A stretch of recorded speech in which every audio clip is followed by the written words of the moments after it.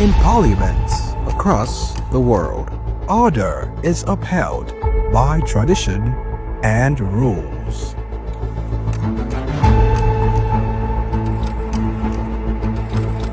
But in late February 2025, a series of events unfolded that challenged both order and rules and caught national and global attention.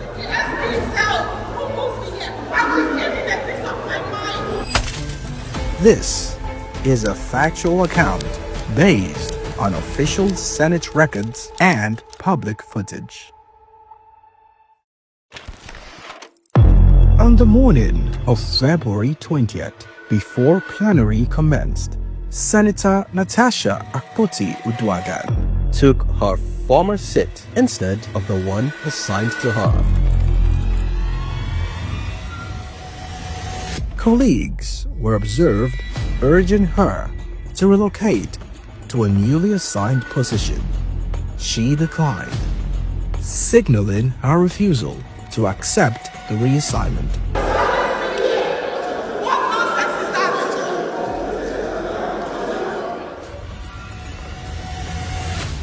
As plenary began. Order 6 Rule 2. Order 6 states, the President of the Senate shall allocate a seat to each senator. 6.2. A senator may only speak from the seat allocated to him, provided the President of the Senate may change the allocation from time to time. Senator Tahir Mongonu, the Senate Chief Whip, brought the fact that Senator Natasha Akpoti-Uduaghan was not on her newly assigned seat to the attention of the Senate. Senator Natasha Akpoti-Uduaghan spoke without being recognized and in defiance of the Senate President and Senate rules that one can only speak from her assigned seat. This triggered disorder, delaying proceedings and attracting widespread media attention. Please. Dismiss Senator Natasha, please. You are not recognized to speak from there. That is the order of the Senate. Sir, order 10 on privileges. Order 10 on privileges. Distinguished Senator Natasha. Any senator may rise at any time can the to speak upon a matter of privilege suddenly arising. 10 senators were affected by the seat change, 9 of whom had taken their newly assigned seat without rancor. Following the disruption, she addressed the matter in a radio interview, describing her reassigned seat as obscure. Changing my seat was more of a chance of silencing me or alienating me from being seen. You know, sitting arrangements is very critical. Like when the nearer you sit, you know, positions you closer before the camera and gives you an added advantage to be called upon to contribute to the bits. But the seat I was now, ordinarily, I'm already sitting at the very back. If you see me, my seat is, I'm sitting actually at the last seat just before the door. But then I was now moved suddenly without notice, without any information. My seat was moved to the far corner, a part where the cameras don't capture. Like if you sit over there, the cameras can you won't even be captured. Nobody will even, except maybe they zoom out and they get to see you there. You will just easily be missing out. You can raise your hands up and nobody will call you. So that is why I said no. I don't want to move to that seat. I wasn't notified. You understand? This is not a classroom. You can't just push me around. And there are other senators. There are 109 of us. Why is it me? Why do I have to move there? Why me? Just 2 weeks ago, I was removed from a committee from local content.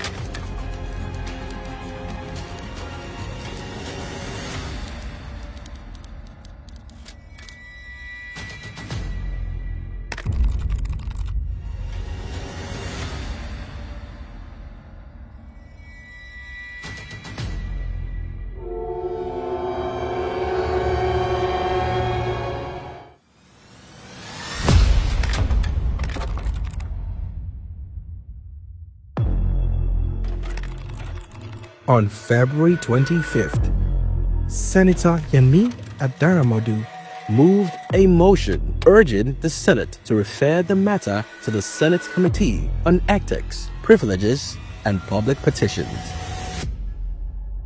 And I'm narrowing it to Mr. Senate President versus the Senator, which is not so. Because our guiding rules, which is our testament and our catechism, our own Bible and our own Quran, which we all subscribe to religiously, embodies and epitomizes the whole Senate of the Federal Republic of Nigeria.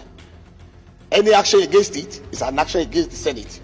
It's not an action against the Senate President. Mr. President, sir, we were told when we were growing up as toddlers that where there is no law, there's no sin. But we have laws. Then it means that any contravention of that law is a sin. And where there is sin, there must be penalty. Sir, we have a committee that is in charge of how much of a strength of character we display as elected members of this Senate. How much of respect to the rules of this Senate that we display. That is the Committee on Ethics, Privileges, and Public Petition. That committee has a responsibility not only to investigate whatever alleged, refusal to obey our rules or display of lack of strength of character, but the committee also has a responsibility to ensure that the privileges of the affected senator are also protected. And it is important that rather than all sitting here to debate this issue, that we just allow this matter, most respectfully, to be referred to our Committee on Ethics, Privileges, and Public Petition. He argued that the February 20th incident had brought the Senate into disrepute. I was seriously impassioned to speak on this because the Senate actually got a bloody nose throughout last week over this issue.